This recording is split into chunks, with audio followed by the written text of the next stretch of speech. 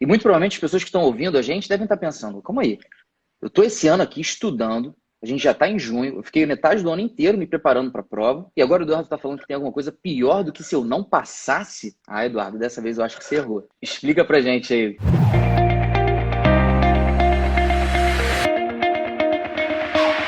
Está começando mais um podcast do Internato Residência Médica, um podcast que te ensina todas as estratégias para você interno e você médico generalista conquistar aquela tão sonhada vaga na residência médica.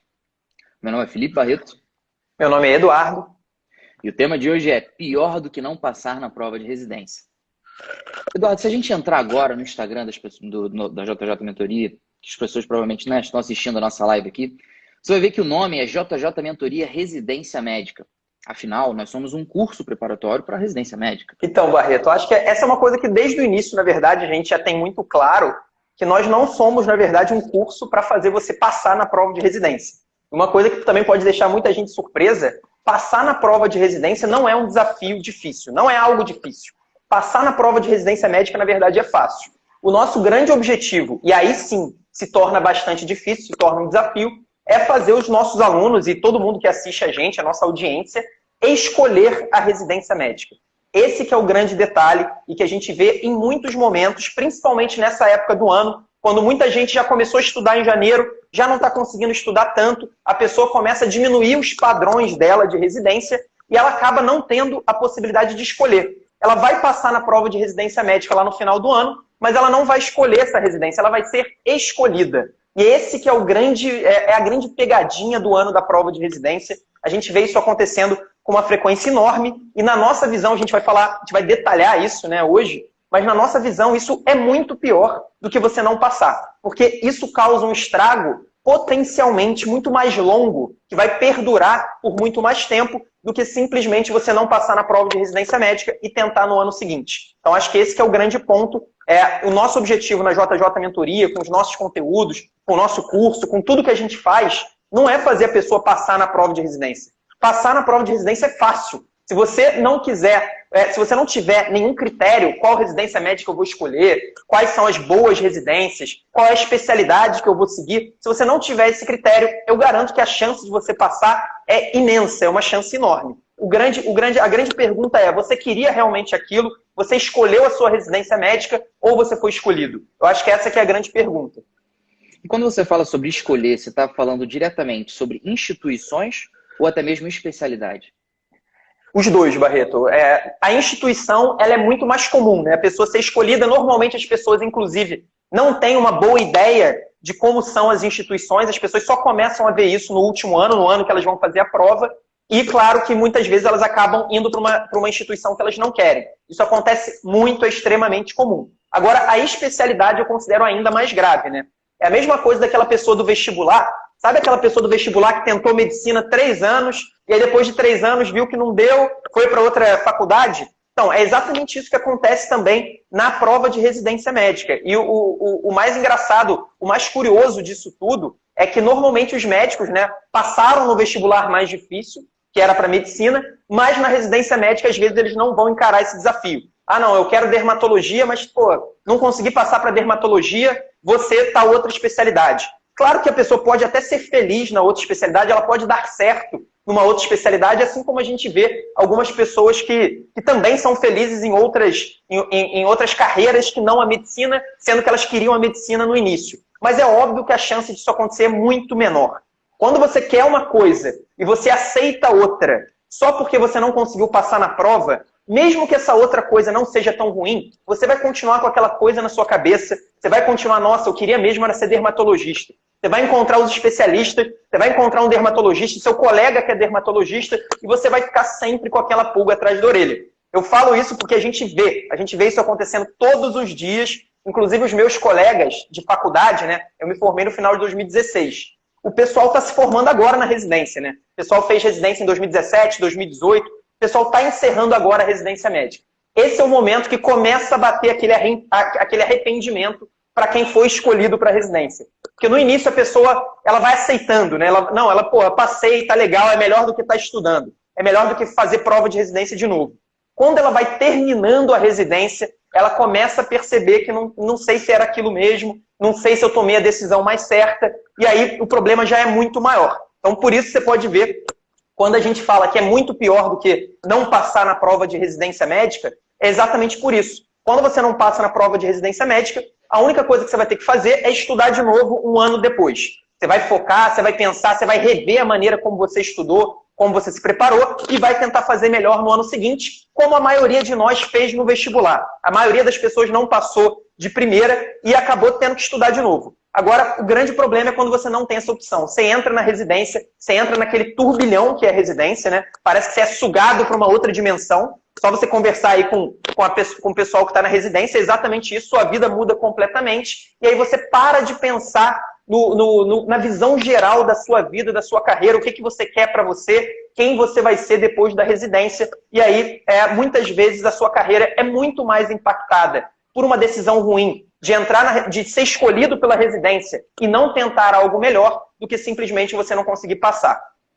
Mas sem contar que nós somos pessoas muito ansiosas. Não somente nós do século XXI, mas nós médicos. E a gente quer porque quer fazer tudo da forma mais rápida possível. Talvez não da melhor maneira, talvez não escolhendo a especialidade que a gente acha que deveria fazer, mas a gente quer fazer alguma. Porque todos os nossos amigos estão entrando em alguma residência e a gente tem que entrar agora, não pode ficar para trás. Só que o problema é que a gente acredita que a conduta certa deve ser tomada agora, porque a gente está com pouco tempo. Só que daqui a 5, 10 anos, você tem uma família, você tem uma casa, muito provavelmente você vai ter, mais pessoas vão ter casas para gerir, para botar dinheiro dentro, e família para organizar. Então é muito mais difícil depois você tomar essa atitude do que agora, nesse momento, que você está no início da sua carreira, pelo menos de uma maneira geral. E eu vejo isso em diversas áreas diferentes. Eu lembro de um amigo na faculdade, Hugo, chama ele passou a faculdade inteira falando: Barreto, eu não queria estar aqui, eu queria estar fazendo matemática. Mas os meus pais me obrigaram. Eu falei: cara, eu concordo contigo, você tem uma cara de nerd, você devia estar fazendo matemática. Mas, enfim. E aí, cara, o que eu queria que você deixasse um pouco mais claro para as pessoas que estão ouvindo a gente é que elas podem estar pensando que tudo bem, estou fazendo um negócio que eu não gosto e realmente isso não é o que eu quero para minha vida, fazer uma residência que eu não quero. Mas eu queria que você deixasse mais claro quais são as consequências que escolher uma residência, ou melhor, ser escolhido para uma residência, né, a residência te escolher, pode trazer para o futuro. Então, Barreto, eu acho que existem consequências de longo prazo. Eu acho que a principal consequência é você estar numa especialidade que você não quer. É mais ou menos o que aconteceu com o seu amigo, com o Hugo, só que por um motivo diferente, né? Ele acabou entrando na medicina, ele queria ser matemático. Provavelmente, com as dificuldades que a medicina vão impor para ele, e a medicina realmente impõe muitas dificuldades na carreira, ele vai começar aquela pulguinha atrás da orelha dele: porra, eu devia ser matemático, cara, medicina não é para mim. Aquilo vai começar a ficar mais forte para ele. Imagina quando ele tiver que trabalhar 60, 70, 80 horas por semana como R1, por exemplo. Quando ele tiver todas as dificuldades, toda a pressão da carreira médica e ele está fazendo uma coisa que ele não escolheu. Então, eu acho que isso do longo prazo é o ponto mais importante. Inclusive, apesar de claro, ser ruim, você escolher errado, ficar anos e anos para depois voltar, a gente sabe que é possível você voltar. A gente recebe, o Barreto sabe muito bem, a gente tem vários mentorandos que têm exatamente esse perfil. Exatamente esse perfil, ou a pessoa que escolheu uma especialidade que não queria e percebeu depois, ou a pessoa que não fez nenhuma especialidade, acontece isso também. A pessoa que faz prova de residência um ano, não passa. Faz no ano seguinte, se preparando, não passa. No terceiro ano, ela já se acostumou com a vida de generalista e aí começa a ter família, começa a ter outros compromissos e larga o estudo para a prova de residência. Só que lá na frente ela começa a perceber também que o médico generalista não é uma carreira que ela queria. Isso pode acontecer. Tem gente que quer, tem gente que não quer. Então, essa seria a consequência de longo prazo. Eu acho que a consequência de curto prazo e médio prazo, que a gente está vendo cada vez mais forte, está mais relacionada à instituição do que à especialidade. Porque quando você não escolhe a sua instituição, a chance de você cair numa grande furada, principalmente vendo o cenário das nossas residências médicas do Brasil, isso é uma coisa que a gente lamenta, mas na média, não dá para a gente dizer que nós temos boas residências médicas no Brasil. Claro que existem ótimas residências, boas, até excelentes residências médicas no Brasil, mas se a gente for olhar para a média, o cenário é bem diferente. E aí a chance de você cair numa grande furada e você não aguentar a sua residência é uma chance grande. E pior ainda, é uma coisa que incomoda muito a gente quando a gente vê, por exemplo, aluno nosso entrando em residência assim. Às vezes a gente recebe uma mensagem do aluno que entrou no ano passado, achou que ia ser uma coisa e está sendo outra bem diferente. É que residências médicas ruins, elas podem tirar a saúde do médico, a saúde do residente. Então, tanto saúde mental, saúde física, a gente não é para isso que a gente trabalha. É isso. Eu acho que é uma coisa que a gente fala o tempo todo. A gente quer que a pessoa possa escolher a residência e que possa escolher uma boa residência. Que saiba minimamente, que tenha conversado com outros residentes, que tenha conversado com o staff, que tenha visitado o lugar, que esteja num local de aprendizado. Não um local que vai só sugar. Existem residências médicas no Brasil, a gente sabe muito bem disso, que apenas sugam os seus residentes. Suga a força de trabalho, suga a inteligência do seu residente. Essa não é a ideia. Então, por isso que eu acho que esses são os grandes problemas. Claro que a gente pode pensar em outros. Quando você faz uma residência ruim, você vai ter, teoricamente, menos aprendizado também. Então, se você está fazendo anestesia num lugar ruim, pode ser que você não tenha segurança para fazer anestesia quando você sair da residência. Eu conheço gente assim. Conheço gente que termina a residência e que começa tendo que ainda acompanhar outros anestesistas para ter uma segurança em fazer uma anestesia sozinho. Então, esse é outro problema. Mas eu diria que os dois principais são, primeiro, você fazer uma coisa que você não gosta. Isso na medicina é muito ruim, porque é o que eu falei, a medicina ela é uma profissão que exige muita dedicação. Quando você tem muita dedicação exigida, você só consegue seguir aquilo se você gosta, se você é apaixonado por aquilo. Eu estava conversando com um amigo meu que é piloto de avião e está largando, na verdade. Ele não quer mais ser piloto de avião, é mais ou menos a mesma coisa. E é uma profissão que tem algumas semelhanças com a medicina. Tem algumas semelhanças, é uma profissão que exige muito fisicamente, exige muito mentalmente, tem muita pressão. A gente não sabe, mas existem algumas provas, se eu não me engano, é uma prova semestral que os pilotos têm que fazer e que é uma prova que é muito difícil. É um simulador que é uma pressão absurda, você tem que passar naquela prova. Se você não passar, você perde o emprego. Basicamente isso. Não sei se você não passar 2 vezes, mas não passar é péssimo para você. No mínimo, vai te atrapalhar na progressão da carreira. Então, é uma pressão enorme. Os ganhos, tanto na medicina como de piloto de avião, estão caindo por uma questão simplesmente matemática. Cada vez a gente tem mais pilotos e cada vez a gente tem mais médicos se formando e fica essa situação. Então, quando a gente está numa situação assim e a gente não é apaixonado pelo que a gente faz, a gente vai ter muita dificuldade. Então, eu penso que na medicina, assim como o piloto de avião tem que ser apaixonado por aviação, ele tem que respirar aquilo, na medicina, o cara também tem que gostar muito da especialidade dele. Não adianta ele fazer a especialidade X se ele quer, na verdade, fazer a Y. Isso não vai dar certo. A chance dele querer largar, chutar o balde é enorme. Eu acho que o grande X da questão é que a gente tem que pensar cada vez mais no que a gente quer no futuro do que pelo que a gente quer no presente. Até porque é muito comum que o que a gente gostaria de fazer agora seja diferente do que a gente gostaria de ter feito hoje, quando a gente pensa sobre isso no futuro. Um exemplo claro, que provavelmente todo mundo aqui já passou por isso, é rodízio. Eu, quando vou ao rodízio, eu fico o dia inteiro sem comer para chegar à noite e fazer valer o dinheiro do rodízio. Seja japonês ou pizza. Mas eu garanto a vocês que logo depois, não dá 5 minutos, eu já me arrependi. Porque eu comi tanta coisa que eu estou empanzinado, estou me sentindo desconfortável. E é exatamente isso que acontece com a gente. E eu posso mostrar para vocês, inclusive, uma pesquisa que foi feita na Medscape em 2019. Na verdade, 2018. Foi publicada em 7 de novembro. Com 622 profissionais médicos.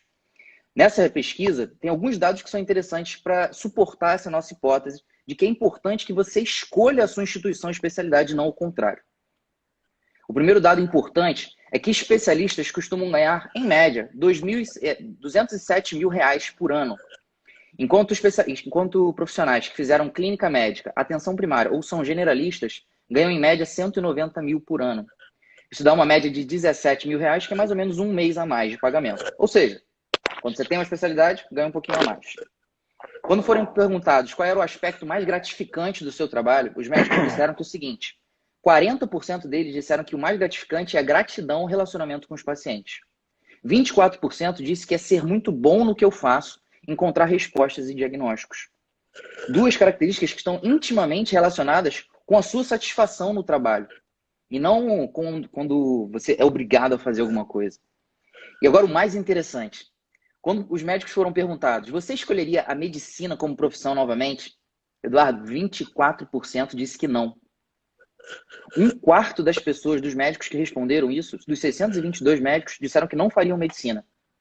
E dos que falaram que fariam medicina novamente, somente 70% disse que escolheria a mesma especialidade. Ou seja, 30% de todos os médicos que fariam medicina novamente escolheriam outra especialidade. E 70% deles escolheriam, inclusive, um lugar diferente para trabalhar. Ou seja, existe uma conjuntura incrível de uma quantidade muito grande de médicos que está insatisfeito, não somente com a sua especialidade, mas às vezes também com o local de trabalho. Não somente com a sua especialidade, mas às vezes com a instituição que ele trabalha. Então, realmente, isso é uma coisa que a gente deve manter em mente. Porque se a gente não pensar no futuro, a gente faz o que a gente quer fazer no presente. E como a gente já sabe, isso às vezes é diferente do que a gente pensa no futuro. Eu acho que isso do presente é interessante, Barreto. Tem outra questão que às vezes fica... que a gente olhando com profundidade a gente consegue enxergar. Que basicamente é muito mais confortável você falar, e aí você falar para todo mundo, falar para sua família, falar para seus amigos, para o seu namorado, para sua namorada, falar para todo mundo que você passou numa residência, mesmo que não seja aquela que você gostaria, às vezes nem a especialidade que você falava antes que queria, do que você falar que não passou na prova. Falar que não passou na prova, na cabeça de muitos médicos, é a admissão de um fracasso. Eu não vejo assim, eu acho que simplesmente você pode não ter tido projeto, você pode não ter estudado bem, você pode ter cometido vários erros na sua preparação, mas eu acho muito melhor a gente falar que não passou e no ano seguinte a gente tentar de novo, e é o que você falou, no médio e longo prazo será uma decisão muito melhor do que você, cara, passei e vou falar que passei e vou entrar logo nesse negócio porque estudar de novo para mim não dá. Então esse é um detalhe que eu acho muito interessante. E outro detalhe, esses dados aí sobre a insatisfação de muitos médicos na carreira e na especialidade, é difícil a gente medir isso. Mas eu não tenho nenhuma dúvida que essa insatisfação é muito influenciada pelos ambientes que o médico frequenta. Então a gente pode ver isso na faculdade. Quando a gente está rodando no internato, numa enfermaria boa, uma enfermaria que tudo funciona, que você está trabalhando, que você está vendo o resultado do seu trabalho, que você está conseguindo ajudar os pacientes, que você está aprendendo, eu tenho certeza que aquele rodízio vai ser um rodízio muito melhor do que aquele outro rodízio que você vai estar trabalhando que nem um louco, mas nada funciona, você está sendo sugado, o seu staff não está nem aí para você, não está te ensinando. Então, essa experiência, os ambientes que você cai na medicina, assim como em qualquer profissão, na verdade, mas no caso da medicina, a gente tem a residência médica, que como o nome diz, é a residência do médico por 2 a 4 a 5 anos, dependendo aí do caso. Então, esse ambiente que você cai, ele influencia muito.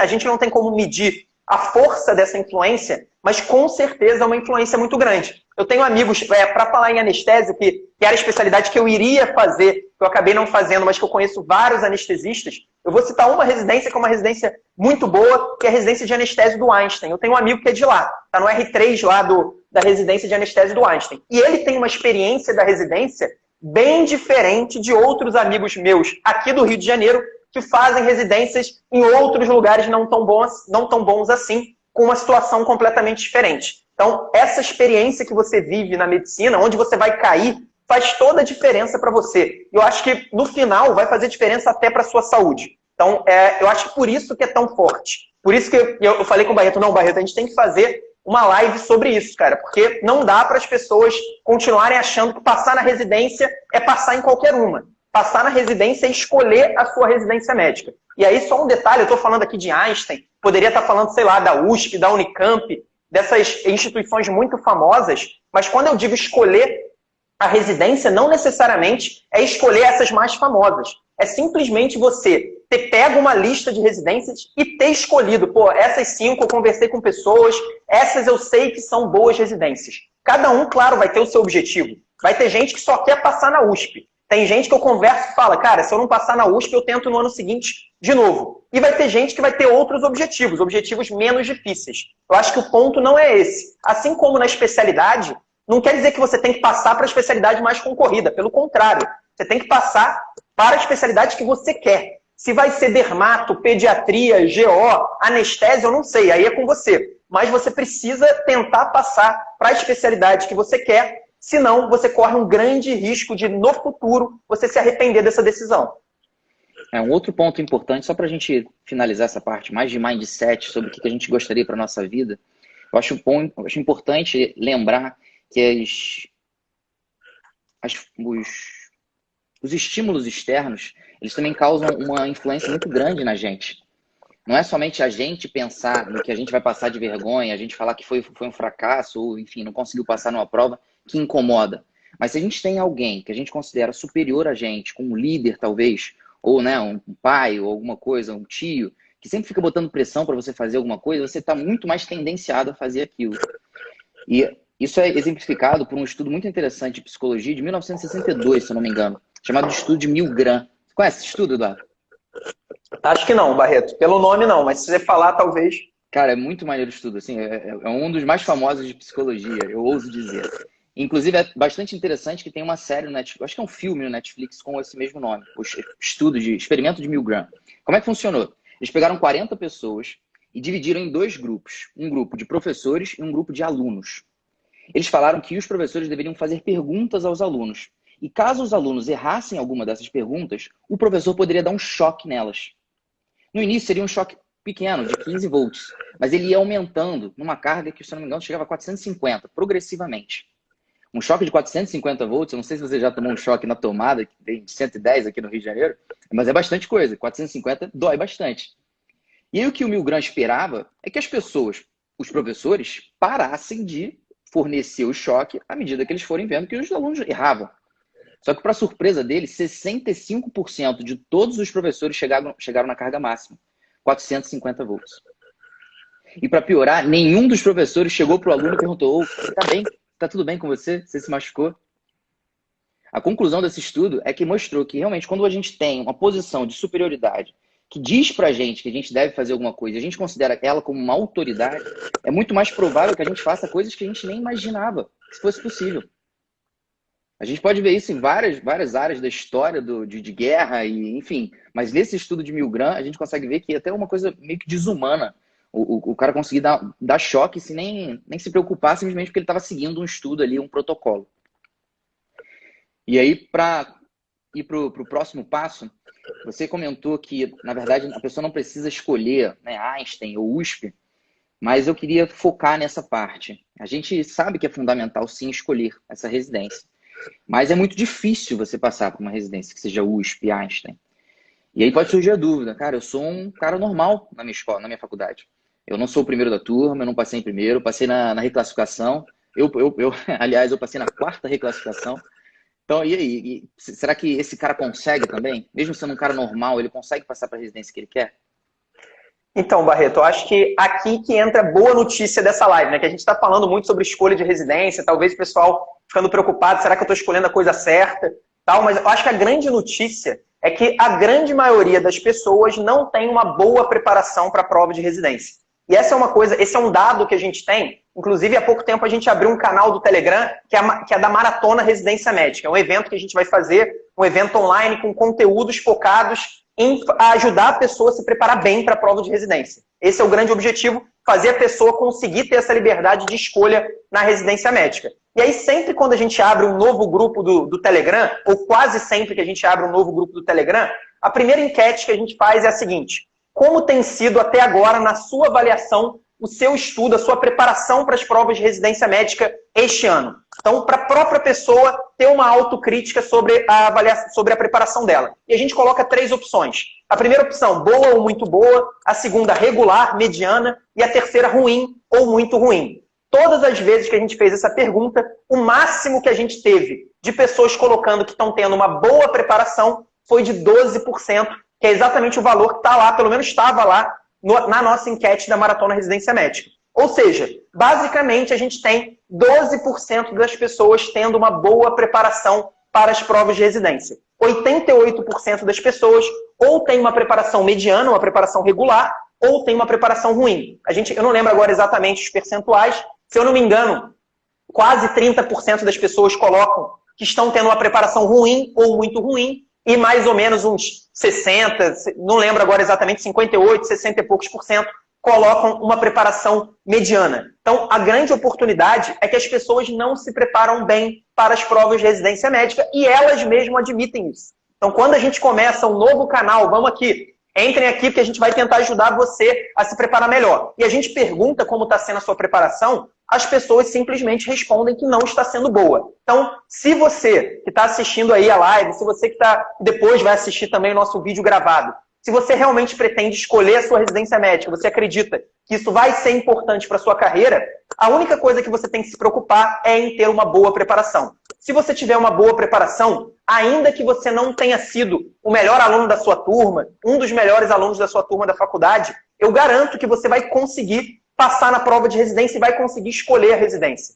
É basicamente isso. A maioria das pessoas estuda mal ou estuda de forma mediana. Faz aquele estudo basicamente ali seguindo o que todo mundo está fazendo. Pouca gente se preocupa em fazer uma boa preparação. Quem se preocupa em fazer uma boa preparação, ainda que não passe no primeiro ano, com certeza no segundo ano vai passar. Então, se você quer passar, se você quer escolher a sua residência médica, você precisa se preocupar em ter uma boa preparação. Mas ter uma boa preparação a partir de agora, junho, será que é o suficiente para conseguir passar?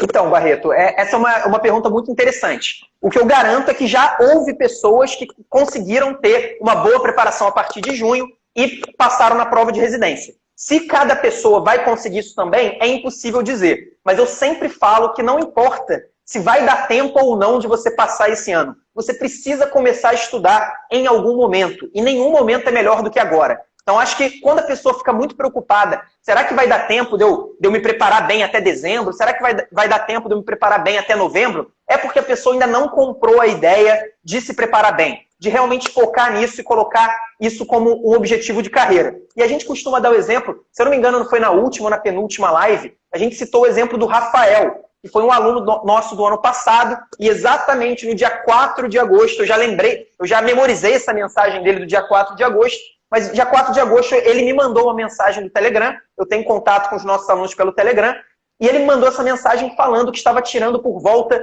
de 50% a 53% nas provas que ele estava fazendo como treinamento. Então ele estava treinando com provas na íntegra e estava tirando 50 e poucos por cento, sendo que ele precisava tirar pelo menos 70% para ter alguma chance de passar na prova que ele queria, que era a prova da Universidade Federal de Santa Catarina, da UFSC. E ele começou, na verdade, a se preocupar mais com a preparação. Eu dei algumas dicas para ele, principalmente relacionadas à metodologia, à revisão, ao uso das questões, ao estudo direcionado através dos erros das questões. Ele ficou muito motivado e ele, em 3 meses, do dia 4 de agosto até o dia 3 de novembro, que foi a data da prova da Federal de Santa Catarina do ano passado, ele pulou de 53% para 76% e acabou sendo aprovado na segunda chamada, lá na Federal de Santa Catarina. Ele queria cirurgia. Eram 2 vagas apenas para cirurgia. Se eu não me engano, ele ficou em 4º ou em 5º e ele acabou sendo chamado na primeira reclassificação. Então ele conseguiu passar, estava com um desempenho apenas mediano em agosto. Hoje a gente está no dia 11 de junho, então bem antes de agosto, e ele conseguiu ser aprovado. E a gente ainda tem um detalhe para esse ano, que ninguém sabe se as provas de residência médica serão adiadas. Existe essa possibilidade delas serem adiadas por 1, 2, 3 meses, a gente não sabe exatamente. E claro que se elas forem adiadas, significa que as pessoas que queiram ter realmente, que queiram encarar esse desafio de ter uma boa preparação, elas têm ainda mais tempo para isso.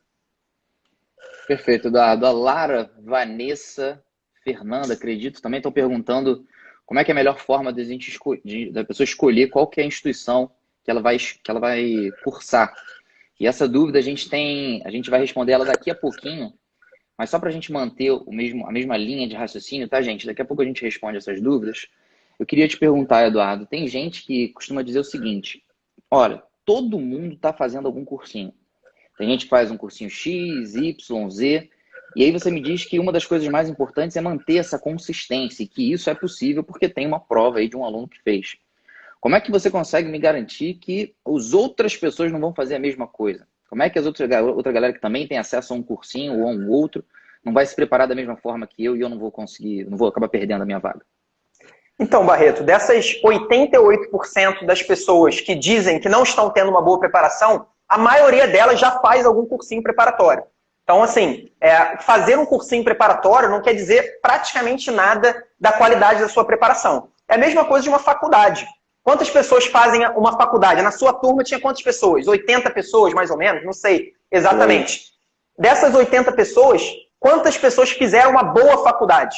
Isso muda completamente. É a mesma faculdade, a mesma coisa, mas as pessoas têm diversas maneiras de interagir com aquele conteúdo, diversas maneiras, e você falou da consistência, a consistência é um dos pilares. Eu falei de uma boa preparação. Para mim, o que significa uma boa preparação? Basicamente duas coisas. Uma pessoa que estuda com regularidade, então aquela pessoa que estuda quase todos os dias, ela não fica uma semana sem estudar, ela não fica 5 dias seguidos sem estudar, aquilo virou um hábito para ela, então ela consegue estudar com consistência. E o segundo pilar, que também é fundamental, é exatamente a metodologia de estudo. Como ela estuda? Porque uma coisa é você estudar apenas lendo texto e assistindo aula. Outra coisa completamente diferente é você usar questões, você usar provas na íntegra, você utilizar a revisão repetida e espaçada para você não esquecer aquilo que você já estudou, é você realmente ter uma estratégia focada em prova. Eu garanto que quem encarar esse desafio de estudar com regularidade e de estudar com rendimento maior, usando uma metodologia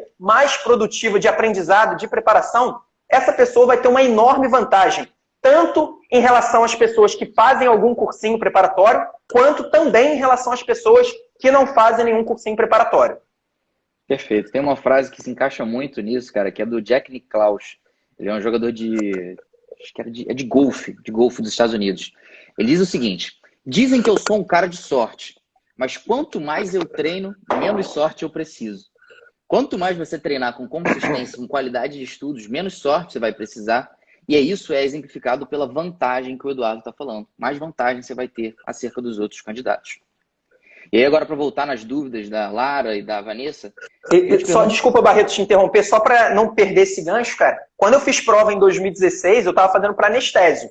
Eu não lembro exatamente da posição final, mas eu lembro que na primeira fase, e aquilo foi muito importante para mim, eu fiquei em terceiro lugar na USP para anestésio e em segundo lugar para o Einstein. E eu não fazia nenhum cursinho. Com certeza eu estava concorrendo com muita gente que fazia diversos cursinhos preparatórios. A diferença foi que realmente eu foquei em ter uma boa preparação. Então, se alguém tivesse me perguntado lá no final do ano como foi sua preparação para as provas de residência médica esse ano, eu falaria, cara, foi muito boa. Foi muito boa, eu consegui estudar quase todos os dias e consegui melhorar a minha metodologia de estudo basicamente a partir do início de maio. A partir do início de maio foi quando eu comecei a estudar sobre preparação para concursos públicos e principalmente sobre aprendizado, como que a gente aprende melhor, e a partir daí eu fiz alguns ajustes na minha metodologia. Então, assim, essa coisa de fazer ou não um cursinho é o que menos importa para uma boa preparação.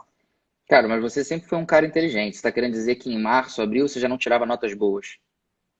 Não, eu tirava notas insuficientes. Eu tirava notas por volta de 50 e poucos %, por volta de 60% no máximo, sendo que eu queria passar nas melhores. Então, eu estava querendo passar em anestésio. No início do ano, eu queria passar na prova da SES do Rio de Janeiro. Eu queria poder escolher. Na época, eu estava na dúvida entre escolher entre os servidores, que é o hospital daqui do Rio de Janeiro, e o hospital da Lagoa ou o hospital de Ipanema. Eram os 3 hospitais que eu queria. A partir do meio do ano, quando eu comecei a render muito mais, aí eu comecei a perceber que eu conseguiria passar também para as grandes instituições de São Paulo. E aí, como tinha muita gente fazendo, era uma moda na época, uma moda que ainda tem, né? Claro, lá em São Paulo tem as melhores residências. Se a gente for ver, na maioria das especialidades, é lá que estão as melhores residências. E aí, como eu percebi que eu conseguiria passar lá provavelmente, aí aquilo também virou um objetivo e eu comecei a focar nisso também. Boa, maneiro. Então vamos lá. Para terminar esse podcast, cara, eu queria que você, depois a gente vai ver se tem alguma pergunta aí que o Gustavo me mande, para a gente responder. E aí eu queria só que nesse final você desse um recado, uma dica prática para que as pessoas tenham pelo menos uma informação simples e compreensível desse podcast, que elas possam levar para a preparação delas. Só aquela pergunta, Barreto, eu não sei se você acabou pulando, aquela pergunta da escolha, de como saber a instituição. Verdade. Essas perguntas, eu acho que são perguntas muito boas ali que a gente precisa falar. E aí, cara, eu acho que quando a gente fala como saber a instituição, né? Porque a gente está falando o tempo todo para que toma cuidado que você pode cair em furada. Como saber que você está caindo numa furada? Como saber quais são as furadas dentro das residências médicas aí do Brasil? A primeira coisa, eu queria lamentar que a gente não tem um sistema de transparência para isso. Eu acho que hoje em dia, com toda a tecnologia que existe, já seria absolutamente possível, por parte das comissões de residência médica nacionais por parte do Ministério da Saúde, do Ministério da Educação, era possível a gente ter um sistema de transparência, porque eu acho isso fundamental. É o melhor tipo de controle quando a gente tem transparência, quando as próprias pessoas de dentro dos serviços, elas podem falar como elas estão se sentindo lá dentro. Então, essa é a primeira coisa que eu lamento, é uma coisa que a gente poderia ter, que a gente não tem, a gente ainda vive numa grande caixa preta, já que a gente falou de aviação, ainda é uma grande caixa preta as residências médicas. Dito isso, existem duas coisas. Primeiro, a gente aqui na JJ está fazendo toda terça-feira uma conversa com um residente de alguma especialidade e alguma instituição. Então fica de olho, a gente vai falar, toda terça-feira a gente vai fazer, então daqui a 1 ano, daqui a 2 anos, a gente já vai ter muitas instituições, muitas especialidades que a gente já conversou com pessoas e que aí vocês vão ter uma ideia um pouco melhor sobre as instituições. Agora, claro que por enquanto, como a gente ainda tem poucos, isso não vai ser suficiente. Então a minha recomendação é que quando você cogitar alguma instituição, você precisa conversar com pessoas que estão lá ou que estiveram lá há pouco tempo. Eu acho que esse é o trabalho básico que você precisa fazer. Como você vai encontrar os residentes? Quando eu fiz lá em 2016, eu lembro que eu conversei com residentes do Einstein, eu conversei com residentes da USP e eu conversei com residentes dos servidores. Como que eu fiz isso? Pesquisando no Facebook, grupos de Facebook, anestesiologia, conversando com amigos. Então, procure uma maneira de encontrar pessoas lá de dentro para conversar. Isso é fundamental para você entender. Porque é claro que às vezes a pessoa até distorce um pouquinho. Normalmente a pessoa, quando está na residência, ela evita falar muito mal daquela residência, isso é natural, mas através de algumas perguntas você vai conseguir entender como é a rotina, como é o staff, como é o aprendizado, como é a estrutura do local. Então, eu acho que não existe melhor maneira do que você conversar com pessoas que estão lá ou que estiveram lá. Outra maneira é você conversar com especialistas pessoas daquela especialidade. Então, se você quer fazer, por exemplo, anestésio no Rio de Janeiro, converse com algum anestesista do Rio de Janeiro. Pergunte para ele quais são as melhores residências, onde estão as melhores residências de anestésio. Se você estiver pensando em alguma específica, pergunte para ele sobre essa residência. Mesmo que ele não saiba, provavelmente ele vai conhecer alguém que sabe.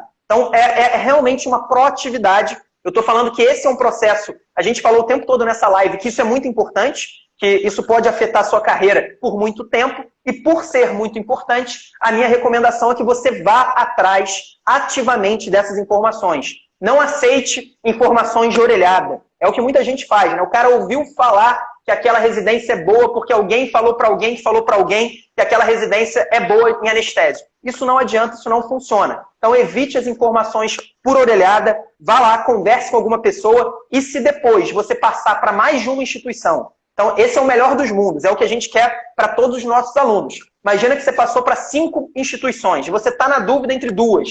Dessas 5 você ficou na dúvida entre 2. Aí a minha recomendação é que você visite o serviço. A maioria dos lugares permite isso, permite que você visite o serviço, às vezes até tem uma recepção boa, né? uma boa recepção para te mostrar o serviço. Isso, inclusive, é um sinal de um bom serviço, quando existe esse processo, quando existe essa preocupação de te mostrar o serviço antes que você entre lá. Então, só não caia num lugar sem saber absolutamente nada. A pior coisa é você cair no escuro numa residência médica. Se você cair no escuro, a chance de você entrar numa furada é enorme.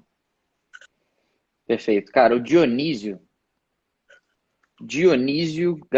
Dionísio, perguntou, hospital universitário para clínica no Rio ou servidores? Lagoa e Copador. Não, então, Barreto, aí eu acho que falar de instituições específicas é um pouco mais complicado para a gente, simplesmente por isso. Porque eu estaria falando por orelhada. É por isso, inclusive, os nossos alunos às vezes perguntam também, pô, essa instituição é boa? Cara, eu só vou falar de alguma instituição se eu tiver informações concretas sobre ela. Eu não vou passar informações por orelhada, porque senão, cara, não vai adiantar nada. Você simplesmente vai estar terceirizando a responsabilidade dessa decisão para mim, sendo que eu não vou ter as informações necessárias para tomar essa decisão tão importante para a sua carreira. Então, como essa decisão vai ser muito mais importante para você do que para mim, a minha recomendação é que você busque informações ativamente sobre esses lugares. Não aceite informações por orelhada, seja informação da JJ, seja informação por qualquer outra pessoa, qualquer outra instituição. Vai lá e busque a informação, que senão você vai acabar se arrependendo e ainda vai culpar outra pessoa. Sem contar, cara, que existe, não necessariamente a melhor residência é o mesmo lugar para todas as pessoas diferentes. Um exemplo bom é dermatologia. Tem dermato que só quer saber dermato. E tem outras, uma parcela menor, mas tem outras que querem fazer dermato, mas elas acham importante ter um ano de clínica, de conhecer as doenças clínicas com manifestações dermatológicas. Então esse é o tipo de pergunta que você faz de uma maneira objetiva. E pergunta, pô, como é que é aqui? Deu uma travada aí, mas eu concordo 100% com isso que você falou, Barreto. Às vezes o cara quer ir para um lado acadêmico na carreira dele, e aí vai fazer muito mais sentido ele entrar no hospital universitário, na maioria das vezes. Mais uma vez, procure as informações antes, mas na maioria das vezes vai fazer mais sentido ele entrar no hospital universitário do que no hospital público que tem um grande fluxo de pacientes e que praticamente não tem tempo dele começar nenhuma pesquisa. Então, com certeza, além de ter, claro que tem as furadas absolutas, né? É aquela furada que é furada para qualquer pessoa. Ninguém vai gostar de lá. Nem se o cara quiser mais paciente, se o cara quiser mais pesquisa, não tem nada. Existe esse tipo de lugar também, infelizmente. Mas os lugares medianos, aí você tem que começar a ver as características para você poder escolher a característica que melhor se encaixe com seus objetivos. Total, boa. Agora, cara, só para terminar, me dá um resumo ou uma dica prática que você acha importante do conteúdo desse podcast. Então, Barreto, eu acho que o principal resumo é esse: não aceite ser escolhido por uma residência, tome realmente as rédeas dessa situação, mesmo que você fique na dúvida, e muita gente vai estar na dúvida, será que eu estou caindo numa furada, será que eu não estou? Mas pelo menos você foi atrás da informação, você viu se aquilo não era uma furada absoluta. Você vai conseguir pelo menos fugir das furadas absolutas. Não aceite ser escolhido por uma residência, toma cuidado com isso, toma cuidado com o ego, porque isso acontece, você não quer falar que não foi aprovado numa residência e você acaba entrando numa furada. Isso não vai valer a pena no longo prazo.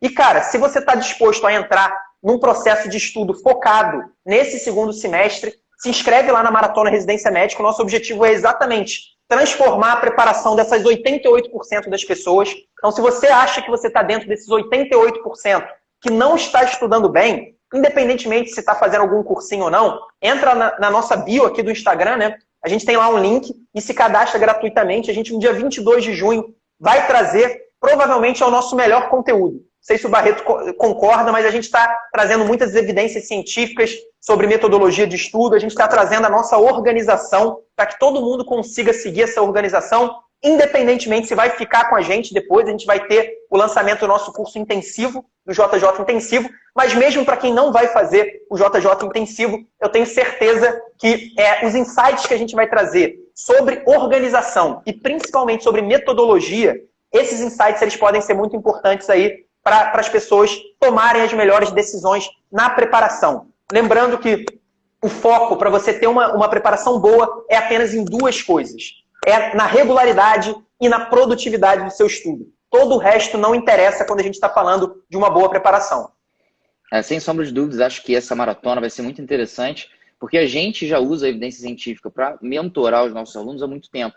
Mas dessa vez a gente vai deixar escancarado para eles quais que são essas evidências científicas e a gente vai ter a oportunidade de discutir com eles a dificuldade que eles têm ou dúvida, para a gente realmente conseguir acabar com essas dúvidas que existem, que fazem com que as pessoas não consigam escolher o lugar onde elas vão permanecer estudando. Porque às vezes, Barreto, a gente fala, mas o aluno vai acreditar mais na New England, por exemplo, que é um dos lugares que a gente está pegando referência, do que vai acreditar na gente. E com toda razão, né? Até eu acreditaria mais na New England do que na gente. Então a gente quer exatamente mostrar essas evidências que a gente já estuda desde 2016, foi quando eu comecei a entrar nesse mundo de evidência científica de aprendizado, e a gente vai trazer para a galera, para os céticos, acreditarem que realmente é possível você melhorar a sua preparação através de alguns ajustes que nem sempre são ajustes complexos. A maioria é coisa simples que você inclui na sua preparação e que começa a gerar resultado, principalmente num prazo aí de alguns meses de preparação. Total. Não precisa confiar na gente, não. Só precisa confiar na New England e na epidemiologia, nos estudos epidemiológicos. Galera, a gente discutiu hoje o tema pior do que não passar na prova de residência. Fico feliz que realmente terminamos esse podcast aqui, sem sombra de dúvidas que existe coisa pior do que não passar para o nosso objetivo desse ano. Esse foi o podcast do Internato Residência Médica, o podcast que te ensina todas as estratégias para você interno e você médico generalista conquistar aquela tão sonhada vaga na residência médica. Lembre-se de nos seguir no Spotify, YouTube, Facebook e Instagram para mais conteúdos gratuitos como esse E se quiser aprofundar o seu conhecimento científico de como melhorar a sua performance nos estudos para que você escolha a sua própria residência, se inscreve na maratona. Até a próxima. Um abraço, pessoal. Até semana que vem.